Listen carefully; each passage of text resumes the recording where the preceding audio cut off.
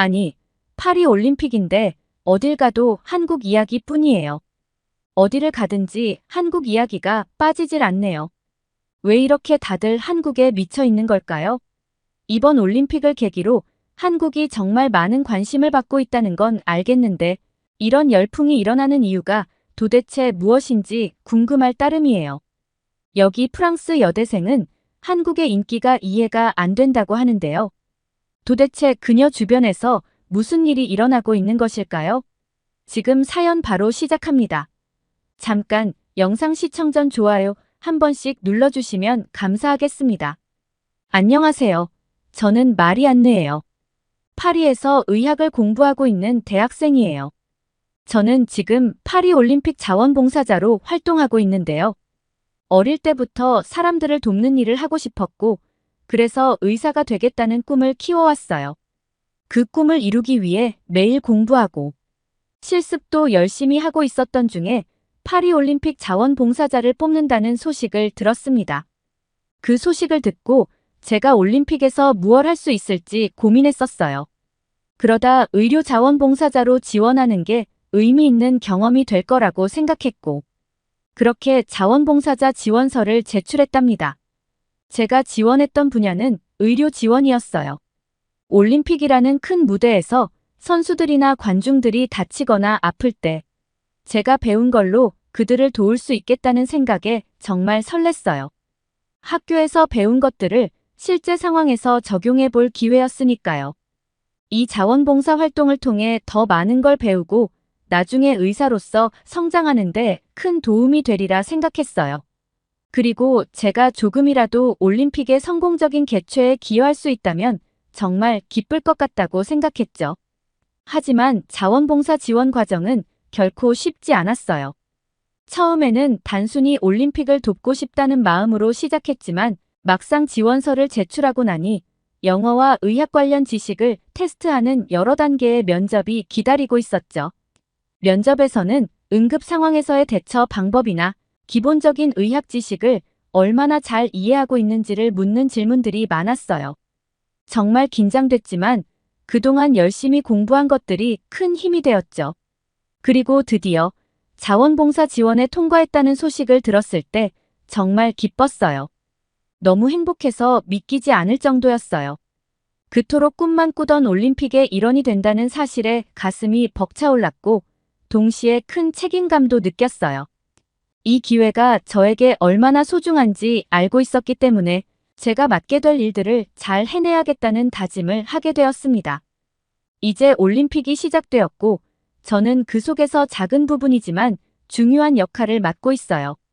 제가 자원봉사자로서 배치된 곳은 바로 그랑팔레 경기장이었습니다. 이곳은 파리에서 정말 아름다운 장소이자 올림픽 기간 동안 많은 경기가 열리는 중요한 장소였어요. 펜싱, 태권도, 레슬링 등의 경기가 열리기로 예정되어 있었죠. 이 종목들은 모두 많은 사람들에게 인기를 끌고 있어 경기장의 관중들도 꽤 많이 몰릴 것으로 예상했기에 다른 곳보다 더 많은 자원봉사자들이 배치되었답니다.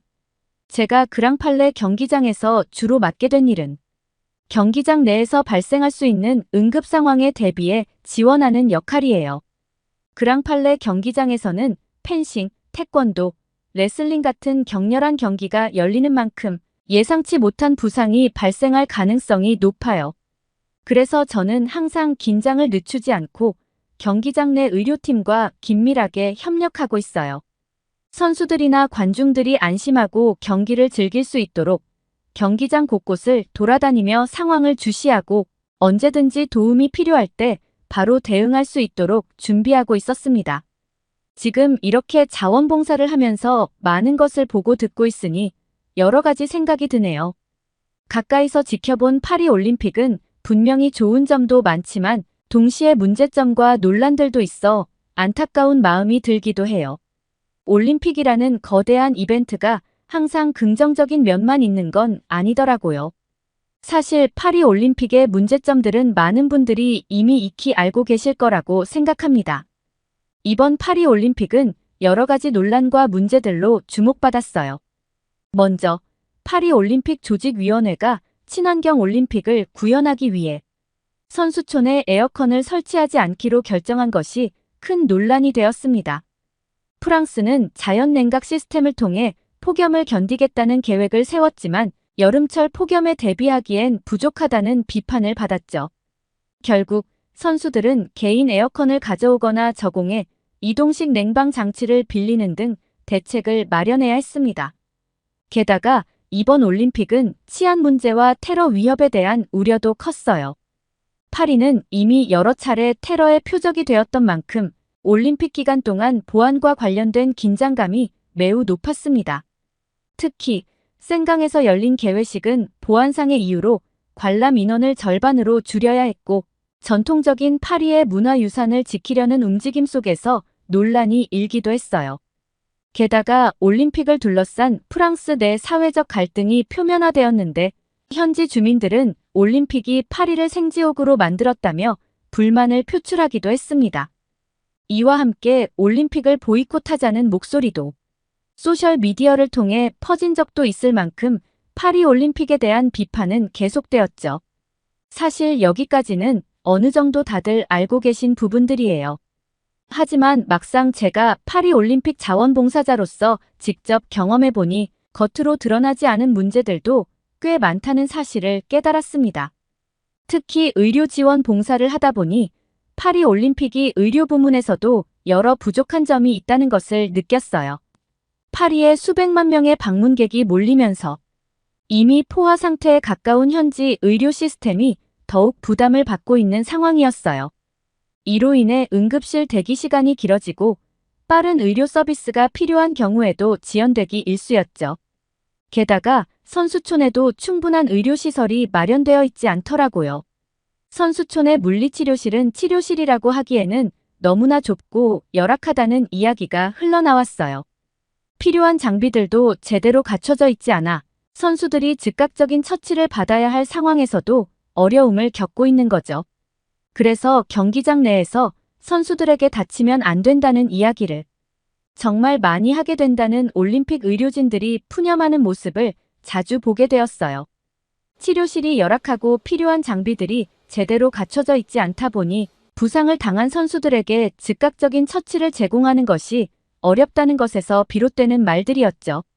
그러다 보니 의료진들은 선수들이 최대한 부상을 피하길 바랄 수밖에 없는 안타까운 상황에 놓여 있다고 했어요.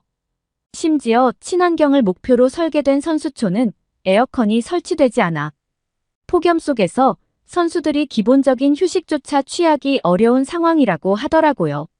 일부 국가들은 선수들의 건강을 위해 자체적으로 에어컨을 가져오기도 했지만 그렇지 못한 국가들은 더운 환경에서 어려움을 겪고 있다고 했습니다. 이런 열악한 상황에서 매번 경기를 뛰는 선수들을 보니 안쓰럽기도 하고 부디 부상 없이 올림픽 경기를 잘 마무리하길 바랄 수밖에 없었습니다.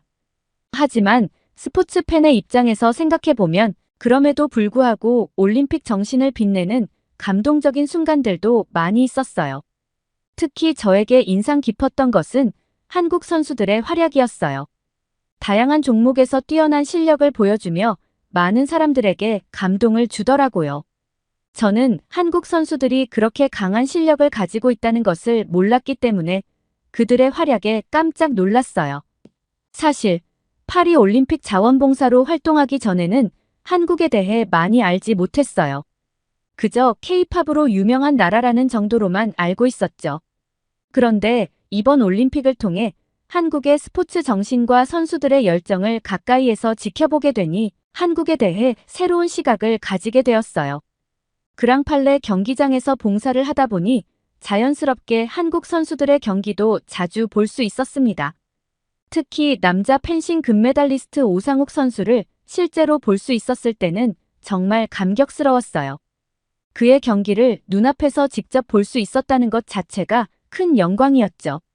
더군다나 남자 펜싱 단체전을 바로 앞에서 직관할 수 있었던 것도 정말 특별한 경험이었어요.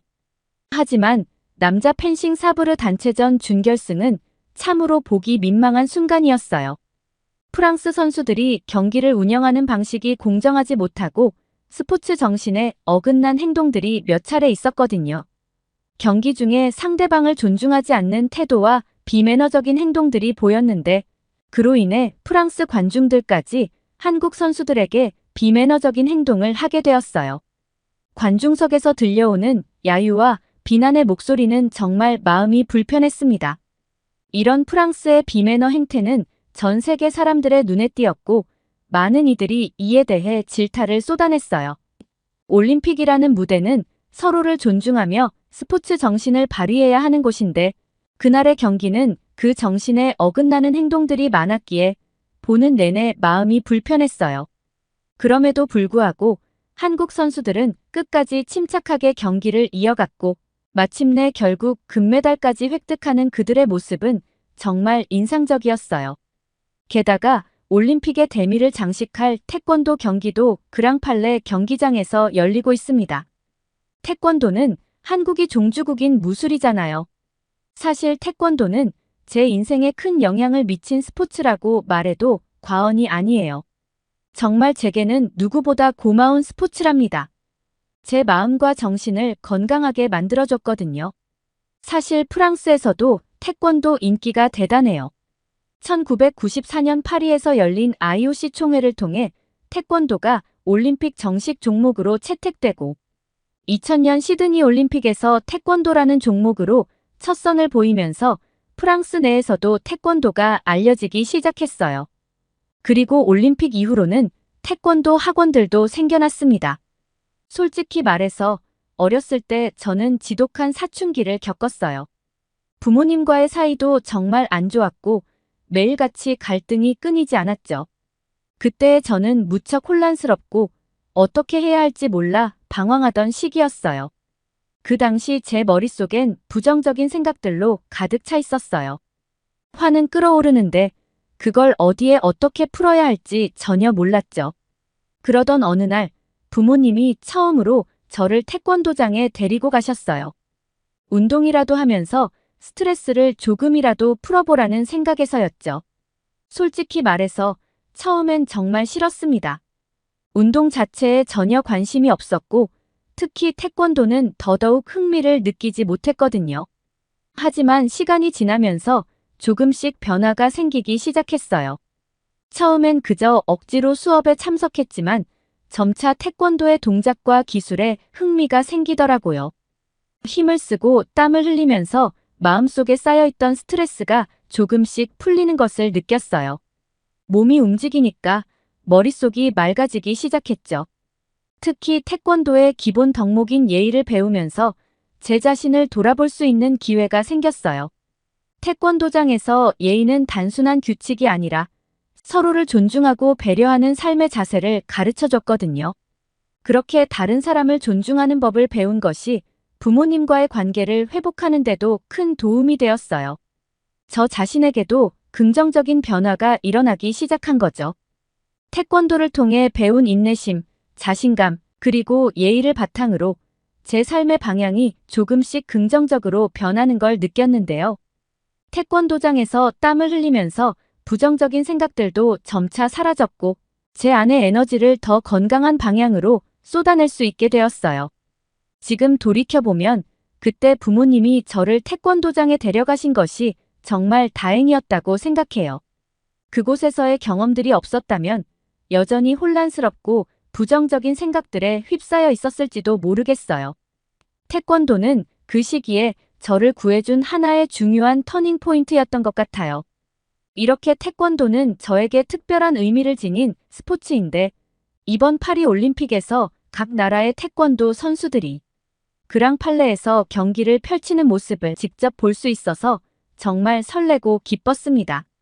특히 남자 58kg급에서 생애 첫 금메달을 차지한 박태준 선수의 경기를 모두 지켜봤어요. 박태준 선수의 경기는 정말 잊을 수 없었어요. 8강에서 박태준 선수는 프랑스의 로맥 라베와 맞붙었는데 프랑스 홈 관중들의 열렬한 응원 속에서도 침착하게 경기를 이끌어가며 접전 끝에 승리를 거뒀어요. 그 모습을 보면서 박태준 선수의 집중력과 강인함에 정말 감탄했어요. 준결승에서는 세계 랭킹 1위인 튀니지의 칼릴 젠두비와 맞붙었는데 여기서 박태준 선수의 코치가 중요한 순간에 비디오 판독을 요청했던 일이 기억에 남아요. 박태준 선수가 머리 공격을 성공시켰는데도 득점으로 인정되지 않았거든요. 코치님이 비디오 판독을 요청하던 정중한 모습은 상대방뿐만 아니라 심판과의 관계에서도 중요한 덕목인 바로 예의였습니다. 그래서 그 요청이 더 특별하게 느껴졌어요. 덕분에 그 공격이 득점으로 인정되면서 박태준 선수가 승기를 잡을 수 있었죠. 그때 경기장 분위기가 얼마나 뜨거웠는지 아직도 생생해요. 결승전에서는 아제르바이잔의 가심 마고메도프와 맞붙었어요. 박태준 선수는 첫 라운드부터 압도적인 실력을 보여줬고 마고메도프 선수는 발차기 도중 부상을 입어 경기를 계속할 수 없었죠. 결국 마고메도프 선수가 기권하면서 박태준 선수가 금메달을 확정지었어요. 그 순간 박태준 선수가 부상을 당한 마고메도프를 부축하며 위로하는 모습을 보고 그의 스포츠맨십에 깊이 감동했어요. 박태준 선수의 경기를 보면서 다시 한번 태권도 종주국으로서 한국의 위엄을 느낄 수 있었어요. 태권도는 전 세계에서 사랑받는 종목이지만 사실 한때는 한국이 거의 모든 메달을 휩쓸던 시절이 있었어요. 그런 이유로 애매한 판정과 박진감이 떨어진다는 비판을 받기도 했고 결국 올림픽 종목에서 퇴출될 위기도 있었다고 하더라고요. 그래서 태권도는 계속해서 변화를 거듭했어요. 전자호구가 도입되면서 판정이 더 공정해졌고 도쿄올림픽에서는 4D 영상 판독까지 도입되었죠. 그러나 전자호구 시스템이 도입되고 한 발을 들고 공격하는 변칙 기술이 대세로 자리 잡으면서 경기 진행 방식이 지루하다는 이유로 태권도는 발펜싱이라는 오명을 들은 적이 있다고 해요. 전자호구 시스템이 경기의 속도와 박진감을 떨어뜨린다는 비판을 받았고 심지어 닭싸움 같다는 비아냥까지 들었을 정도였죠. 하지만 이번 파리올림픽에서는 더욱 개선된 전자호구 시스템이 도입되면서 지난 도쿄 대회 때와는 다른 박진감 넘치는 경기가 이어지고 있는 것 같아요. 기술 판정이 더 정확해지고 선수들이 더 다양한 공격을 시도할 수 있는 환경이 조성되면서 태권도가 점점 더 역동적이고 흥미로운 스포츠로 진화하고 있다는 생각이 들어요. 이번 파리올림픽에서는 더 공격적인 경기 운영을 위해 점수 누적제 대신 3전 2선승제, 즉 라운드 승부로 또 한 번 변화를 줬다고 해요. 이 새로운 방식 덕분에 경기에 박진감이 더해졌다는 평가도 있지만 한편으로는 예전의 오리지널 태권도 방식을 그리워하는 사람들도 많다고 하더라고요. 하지만 저는 지금도 태권도 경기를 보면 심장이 쫄깃하고 너무 재미있어요. 그날 박태준 선수의 경기를 보면서도 그 짜릿함을 온몸으로 느꼈어요. 그랑팔레 경기장에서 자원봉사를 하면서 한국 선수들의 경기를 자주 접하다 보니 자연스럽게 한국에 대한 관심이 더 커졌어요. 그러던 중에 자원봉사를 하면서 한국인 친구인 유진이를 우연히 알게 되었는데요. 유진이는 프랑스에 유학 온 상태였어요. 그래서 파리올림픽 자원봉사자로 활동하면서 한국 경기를 볼 때마다 가슴속 깊은 곳에서 자부심이 끓어오른다고 말하더라고요. 한국 선수들이 경기를 치르는 모습을 보면서 너무나 자랑스럽다고 했어요. 저는 사실 그랑팔레 경기장에 주로 있다 보니 다른 경기는 잘 챙겨보지 못했는데 유진이가 제가 태권도에 특별한 관심이 있다는 걸 알고 나서는 한국인들이 잘하는 다른 스포츠 종목들도 알려주더라고요. 유진이는 한국 사람들은 특히 양궁에 누구보다 자부심을 가지고 있는데 그 이유가 한국은 양궁에서 올림픽 10연패를 이룰 정도로 세계 최강이기 때문이라고 했어요. 얼마나 잘하는지 올림픽에서 양궁 경기는 4년마다 한 번씩 세계에서 가장 활을 잘 쏘는 선수들이 모여 한국 선수에게 금메달을 주는 날이라는 농담이 있을 정도라고 하더라고요. 그만큼 한국 선수들이 양궁에서는 세계 최고라고 말해줬죠. 유진이의 이야기를 듣고 나서 그날 저녁 저는 집에 돌아와서 유튜브로 한국 선수들의 양궁 경기를 찾아봤어요. 특히 김우진 선수가 미국의 선수와 겨룬 결승전을 다시 보게 되었는데 정말 너무도 놀라웠어요. 두 선수 모두 엄청난 집중력을 보여주며 한치의 양보도 없는 경기를 펼쳤고 저는 그 경기를 손에 땀을 쥐고 지켜봤어요. 결승전은 긴장감이 넘쳤고 서로의 실력이 팽팽하게 맞서면서 경기 내내 누가 이길지 예측할 수 없을 정도였어요. 김우진 선수가 마지막 순간까지 흔들림 없이 경기를 이어가는 모습을 보면서 왜 한국이 양궁에서 세계 최강자로 불리는지 다시 한번 실감할 수 있었습니다. 한국 선수들이 보여주는 실력은 그야말로 세계 최고였어요. 그렇게 한국 선수의 경기를 몇 번 본 것뿐인데 어느 순간 유튜브 알고리즘도 한국에 맞춰졌는지 자꾸 한국과 관련된 경기 영상들이 뜨더라고요. 그래서 타고 영상을 보게 되다 보니 어느새 한국의 높이뛰기 경기까지 보게 되었어요. 처음에는 우상혁 선수의 마치 새처럼 날아올라 허들을 넘는 모습이 정말 멋있었어요. 우상혁 선수는 경기를 할 때마다 그 에너지와 자신감이 넘쳐났고 경기를 보는 내내 흥미진진하더라고요. 그래서 그의 경기를 보다가 결승에 올라갈 때까지 다 보고 말았네요. 우상혁 선수의 경기를 보면서 그의 열정이 고스란히 전해져서 저도 모르게 화면 속에 푹 빠져버렸어요. 그의 뛰어난 실력을 보면서 과연 우상혁 선수가 메달을 딸 수 있을지 기대돼요. 만약 그가 메달을 획득한다면 한국 육상은 마라톤 이외의 종목에서 첫 메달을 따는 거라고 하더라고요. 한국인들은 왜 이렇게 다방면에서 모든 걸 잘하는 걸까요? 정말 놀라운 것 같아요. 이번 파리 올림픽에서도 한국의 대기업들이 다양한 홍보 마케팅을 보고 놀랐어요. 특히 삼성은 갤럭시 Z 플립 스마트폰을 올림픽 참가 선수들과 관계자들에게 약 17,000개를 협찬했더라고요.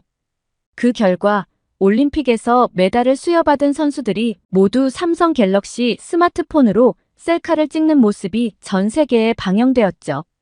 이로 인해 삼성의 갤럭시 Z 플립의 홍보 효과가 엄청났다는 평가를 받고 있어요. 게다가 한국은 이런 것도 모자라 아예 파리 시내에 한국을 만들었더라고요. 바로 코리아 하우스였는데 저도 코리아 하우스에 정말 가보고 싶었지만 자원봉사 활동으로 바쁘다 보니 방문해볼 시간이 없을 것 같아서 너무 아쉬워요. 코리아 하우스에서 한국의 문화를 직접 경험할 수 있는 기회를 놓친다는 생각에 마음이 아프기도 하네요. 코리아 하우스는 프랑스 뉴스에도 여러 번 나왔어요. 코리아 하우스에서 한국의 전통과 문화를 체험할 수 있다고 소개되었는데 특히 한국의 대기업인 CJ의 홍보 마케팅이 정말 인상적이었어요. 비비고 브랜드를 앞세운 다양한 행사로 많은 사람들의 주목을 받고 있더라고요. CJ는 코리아 하우스의 비비고존이라는 팝업 공간을 마련했는데 이곳에서 한국 전통시장을 현대적으로 재해석했고 그 덕에 방문객들은 한국 음식을 직접 체험하면서 한국의 매력에 빠져들게 되었다고 했어요. 그러다 보니 요즘 보면 프랑스 사람들이 한국 이야기를 정말 많이 해요. 이렇게 보면 한국은 이번 파리 올림픽을 통해 정말 다양한 방면에서 한국을 잘 알린 것 같아요. 한국의 스포츠 선수들의 활약, 한국의 대기업들의 적극적인 홍보 전략까지 모두가 한데 어우러져 한국을 세계에 알리는데 큰 역할을 했죠. 그런 준비성들을 보면 한국이 정말 대단하다는 생각이 들어요. 아마도 한국에 대해 잘 몰랐던 사람들은 이번 파리 올림픽을 통해 한국을 새롭게 알게 되었을 거고, 저처럼 한국에 대해 알고는 있었지만 크게 관심이 없었던 사람들도 한국의 매력에 빠져버렸을 것 같아요. 한국은 이번 올림픽을 통해 전 세계에 한국의 문화와 역량을 잘 보여준 것 같습니다. 저도 언젠가는 한국에 꼭 한번 놀러 가보고 싶다는 생각이 들었어요. 프랑스와 한국은 꽤 멀리 떨어져 있지만 제가 살면서 어떤 나라에 이렇게 좋은 감정을 가져본 적은 처음인 것 같아요. 이번 파리 올림픽을 통해 한국을 더욱 깊이 알게 되고 그 매력에 푹 빠져버렸거든요. 그래서 꼭 한국 여행을 해보고 싶네요. 오늘의 사연 어떠셨나요? 파리 올림픽에서 의료 지원 봉사를 하다가 한국의 매력에 푹 빠진 프랑스 여대생의 이야기였습니다. 오늘의 사연이 좋으셨다면 구독과 좋아요를 눌러주세요. 여러분의 구독과 좋아요는 영상 제작에 큰 힘이 됩니다. 끝까지 시청해주셔서 감사합니다.